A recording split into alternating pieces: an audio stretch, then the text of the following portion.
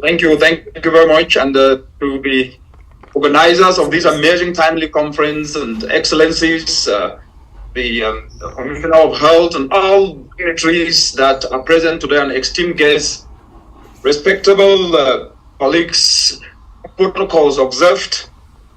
It is said that man cannot find new oceans unless he has the courage to lose sight of the shore.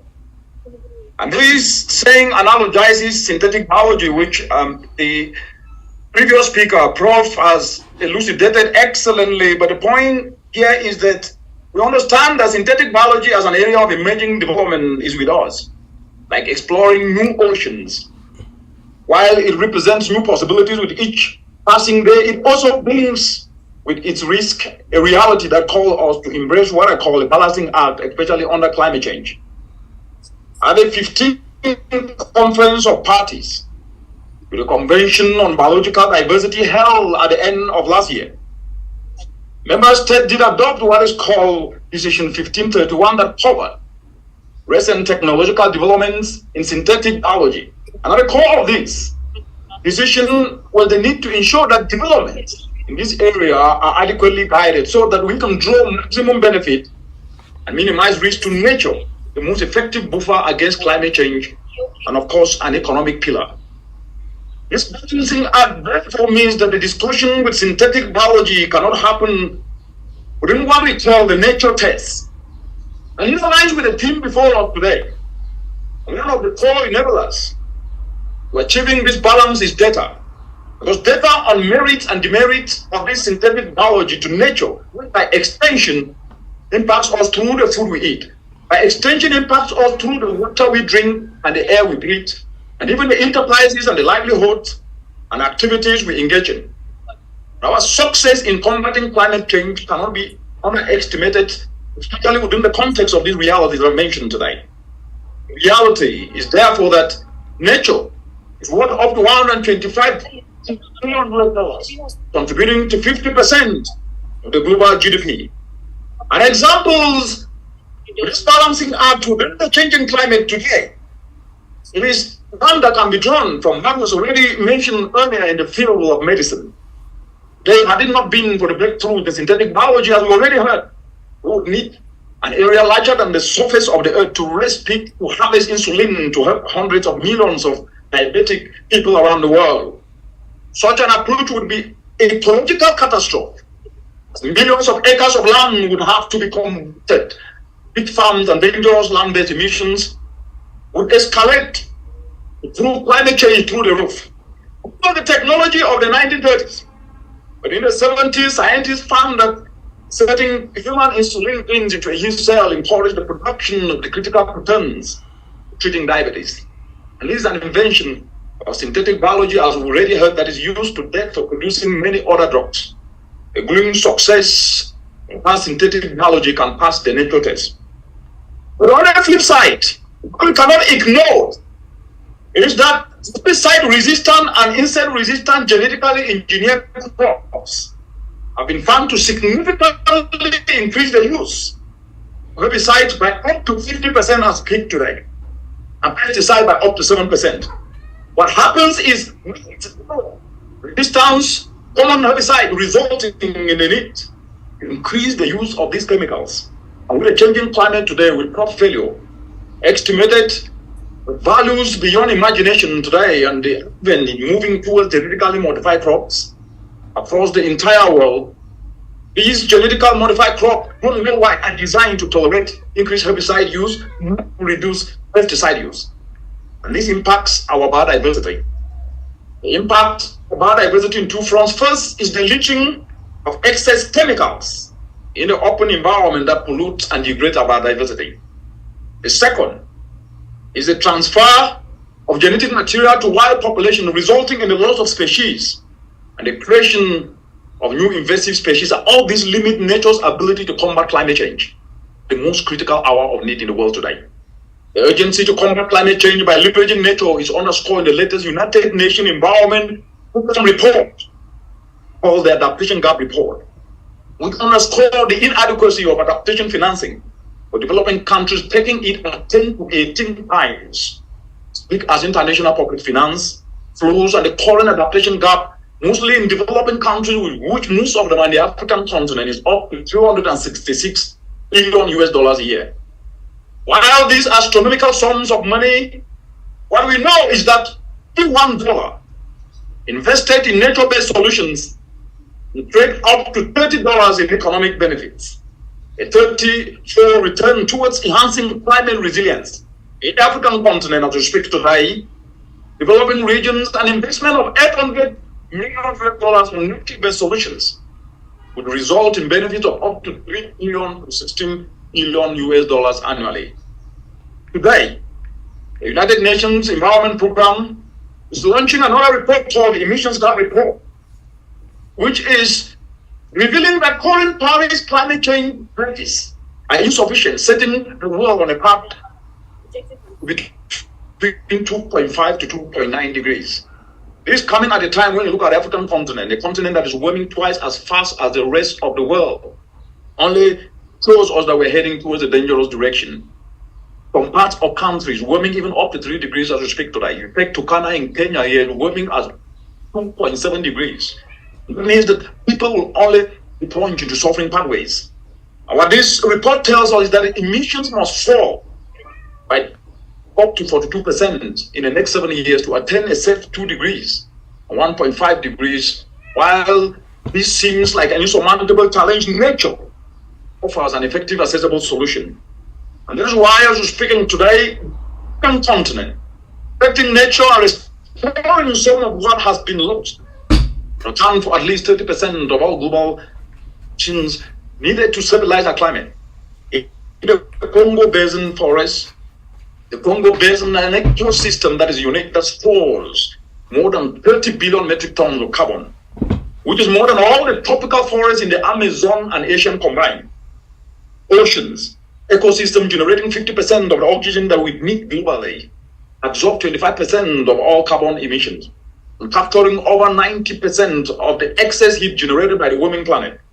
These are critical nature services that underpin a fight against climate change, a fight we cannot afford to lose, considering the globe is at risk of losing up to 23 trillion, West Africa loses in excess of up to 15% of its GDP annually, and potentially increasing up to 34%. Nigeria may lose up to 100 billion each and every year. Drawing from all this, one of the key aspects is that nature positive actions must be taken as we drive climate action solutions, but within the context of this synthetic biology, because the message is simple. We cannot afford to go full swing in our pursuit of synthetic biology at the expense of felling the nature best. They need to take this precaution seriously. It's underpinned by the commercial interest that already surround synthetic biology. As we speak today, analysis already shows that an estimated up to 60% of the global economy physical inputs could be made using synthetic biology, resulting in direct economic benefits of at least 1.7 trillion. But this reality is coming at a time when the changing climate demands so much.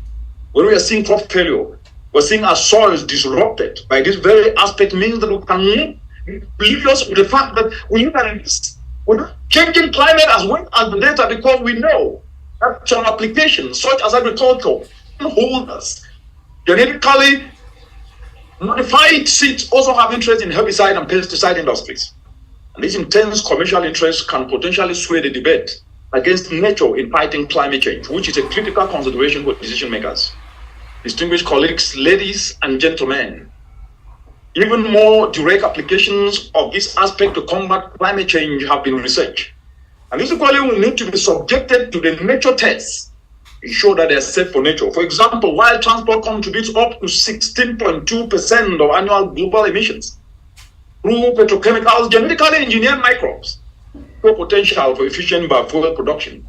Algae and cyanobacteria, which produces oil from light, and carbon dioxide alone have been explored. And this is an example of nature positive synthetic biology. Another example is the use of engineered organisms to consume organic matter in waste, waters, and landfills, which has the potential for about up to 3.2% of global emissions from waste. There is also biomanufacturing to replace up to 90% of petrochemical. These aspects are coming up very fast. The question then becomes, with these applications, where is the place of nature that can fight and is fighting climate change? The synthetic biology we've seen has been used to engineer cattle feed that have methane production within the animals. While mitigating methane in livestock is a positive step to this, such as invasive application causing exotic animal diseases that can be equally transmitted to humans cannot be overlooked, especially now under the changing climate where every solution is swinging from left to right. The mad cow disease, that was an example from synthetic feeds, is a testament to such a possibility.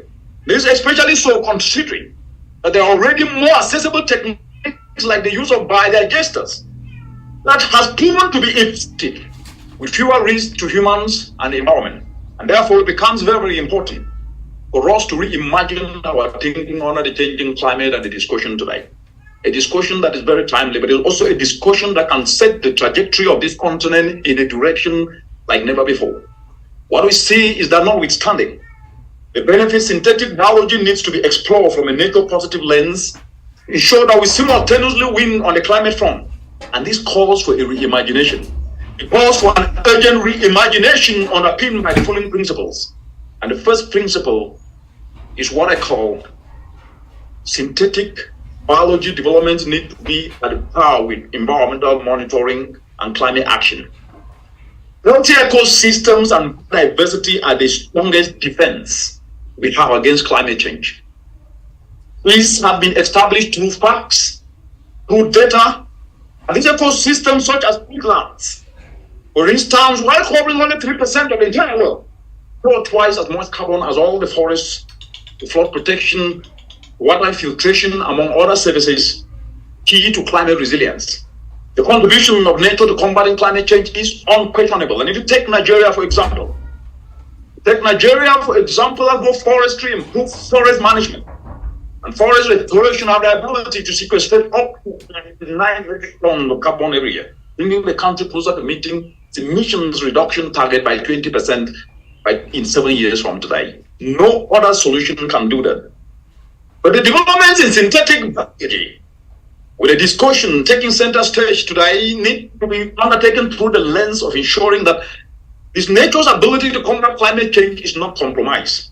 This is a very important aspect, because for these, environmental early warning and monitoring must become the central stage. And while traditional early warning systems and monitoring focuses on solving climate risks such as flood, sandstorms, and epidemics, but all from a climatological risk that is limiting, considering that threats to nature arise from many known climate sources, including synthetic biology interventions. For example, as we're speaking today, genetically modified food have been shown to increase the usage of herbicides and pesticides, as mentioned earlier. And these agrochemicals leak into our waterways, into the open environment, such as into our water bodies, where they cause eutrophication and the resultant loss of aquatic and marine life.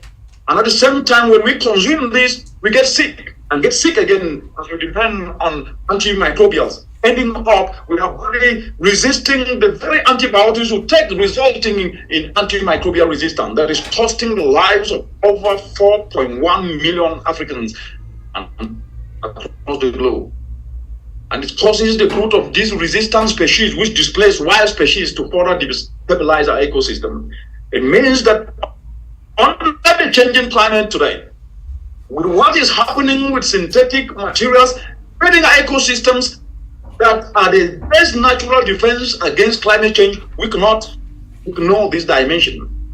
It therefore means, as a way out, monitoring and early warning systems will need to prioritize potential risk of synthetic biology interventions. This must become an immediate and an important aspect, because if you look at genetically modified farming on nature, it has consequences. It will need to include solutions and investment potential of what is the investment potential of these synthetic, nature-positive synthetic biology interventions, such as genetically modified, engineered microbes that have been shown is critical for efficient biofuels. Without putting this in perspective to address these issues, we might actually be shooting ourselves back, not knowing that we are heading in a wrong direction, despite the fact that the urgency to devise these solutions using synthetic biology are important. If you take plastics, combating plastic pollution among others, monitoring have to happen. because the biomanufacturing also brings its own issues. Monitoring efforts will then build solid data. It will build solid data systems that inform on the nature-positive synthetic biology interventions that regulators, such as the National Biosafety Management Agency in Nigeria, and then prioritize to inform targeted policy incentives and investment planning across the entire African continent. Takes me to the very second important point of this reimagination we must have.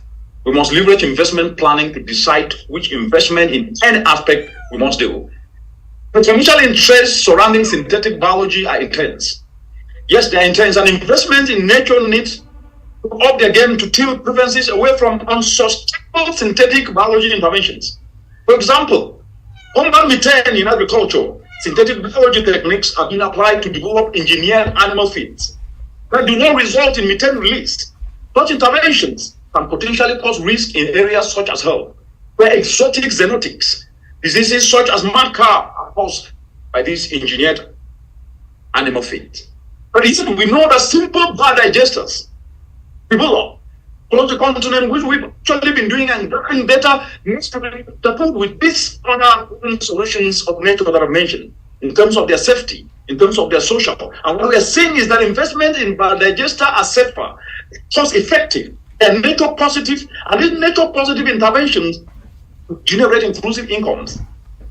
Accordingly, all the synthetic biology interventions will need to be subjected, as I've said, to investment analysis before investment should be put in them, vis-a-vis the solutions to climate change, like biodigesters that are actually reducing waste away from my environment, using fertilizer that is replacing chemicalized fertilizers, generate inclusive opportunities. That takes me to the third point. Skills retooling. I've mentioned this many times and I'll keep talking about it. You can only go to war with the army you have, and Africa's army are high youth. Because natural capital is more important than any other capital in the world. With retooling people's skills, no matter which kind of innovations you bring, you will never make progress.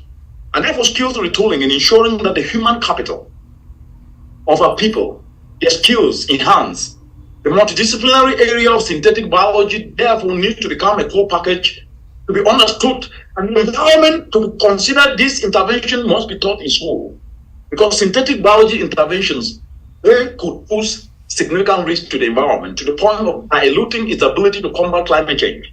We therefore need professionals in this area to be well equipped with the knowledge of the interaction of synthetic biology with the environment, so they devise solutions that pass the nature test. Alternatively, we are doing work across the continent, working in Nigeria with the Nasarawa State University KEFI and the Emirates of Nasarawa, and with the entire UN system in Nigeria, collaborating with the Ministry of Environment and with the Standards Organization of Nigeria. What we are seeing and showcasing is that there are simple solutions that sometimes are ignored, but they're very, very important. And these simple solutions have shown to be able to not just be climate action solutions, but they are revolutionizing solutions to the community, to the informal sector that constitutes over 80% of the entire continent, increasing cassava preservation by up to 30% by use of simple solar dryers. And this model, championed by young people, young entrepreneurs under the Emir of Nasarawa, is also reducing food losses by 50% and boosting earnings significantly. In Azoba, Garret producers are using solar dryers and earning 3,000 to 5,000 naira more per bag, thanks to improved hygiene and quality. This approach, reducing post-harvest losses and enhancing food safety, is now a climate action entrepreneurship course in Nasarawa State University, first ever in the entire world. And therefore, data from this solution cannot be ignored. Data is the guiding opportunity that can help inform national investment and empower youth. Takes me to the fourth point. We need to leverage sustainable budgeting to bridge the divide between synthetic biology and climate change. Among us today are thought leaders, are policy makers, and who can influence legislation, including the country's budget, revenue, and spending dynamics. Indeed, for solutions that have shown and for synthetic biology to take root, countries will need to prioritize targeted incentives, focus on attracting investment for synthetic biology solutions that work with nature, not against nature. But these will need to pass the nature test. And I'll keep repeating this, the nature test while creating inclusive growth. Typical example that I've mentioned is plastic pollution, which is a critical global priority as we speak today, including right here in the African continent. Through biomanufacturing, we are seeing that the capability of replacing up to 90% of petrochemicals. That's okay. But these solutions will need to be projected from an economic dividend to us from a nature test perspective before prioritization in the budget making process and then targeted incentives can be put in place. The other aspect that cannot be ignored is the one in which across the African continent, our young people who constitute over 60% of the entire population are using their ingenuity, they're retooling their skills, and they're reshaping a narrative that we're not even telling. Yet they're coming up with indigenous solutions. The young people doing what we cannot be able to forget. But the existing non-synthetic approaches, like turning plastic waste into opportunities, by these young Africans, young innovative Africans from Nigeria to Cameroon to Kenya to Zambia, who are transforming plastic waste into wealth, cannot be ignored. From Kenya's eco-friendly paving tiles, Cameroon's affordable paving tiles and blocks, to Nigeria's fashionable recycled product, and Zambia's efficient waste trading platforms, all while creating jobs and reducing carbon emissions, cannot be ignored. Experts in this area, we need to prioritize such dimensions to positively influence the budget making process towards incentivizing nature positive solutions as compared to just pushing synthetic biology. And this takes me to an aspect, as I run up, that is important, regardless of what we do. If we forget what I call goals for reimagination, soft aspect that regardless of where we come from, and regardless of which position we hold in the world, we must never ever forget this. And this soft aspect, the first one, is cultivating what I call purposeful passion. Passion is the new currency of now. And we can never ignore, because no matter which kind of innovative solutions we bring to the table, if we do not have passionate citizenship, passionate Africans to be able to embrace this and take it forward, we might never move that far.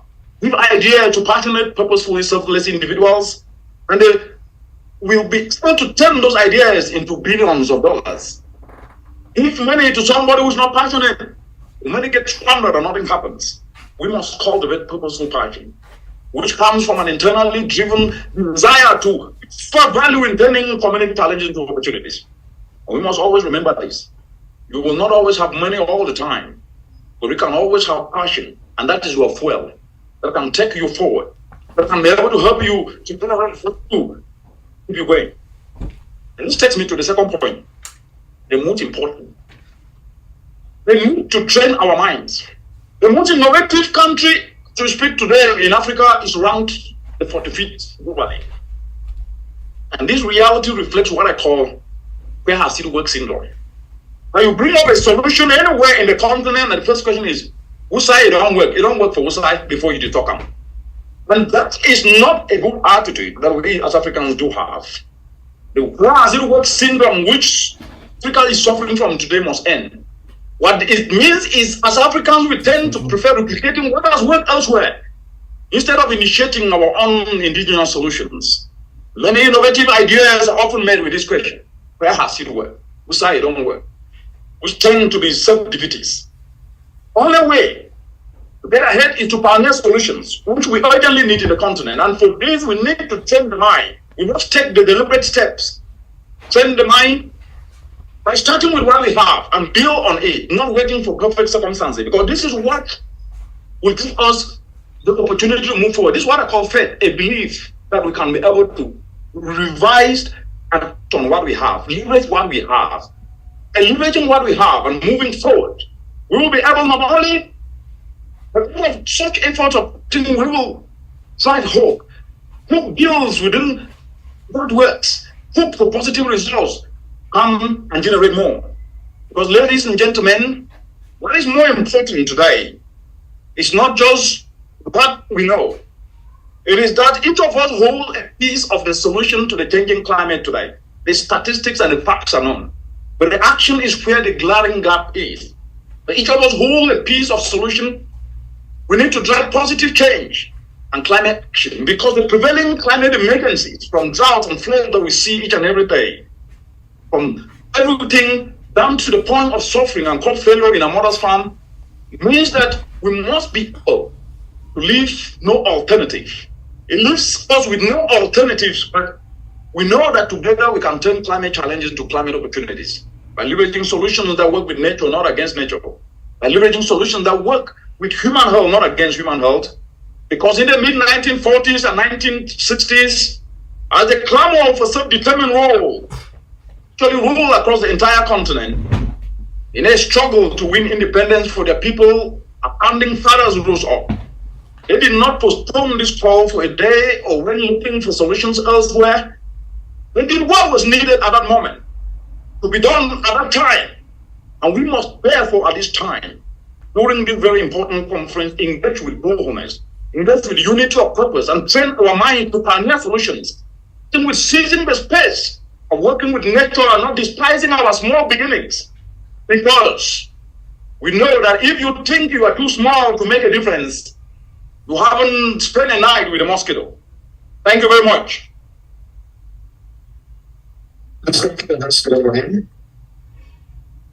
Thank you so very much, Dr. Richard. I know that you had to juggle so much at the same time, but it's always great to have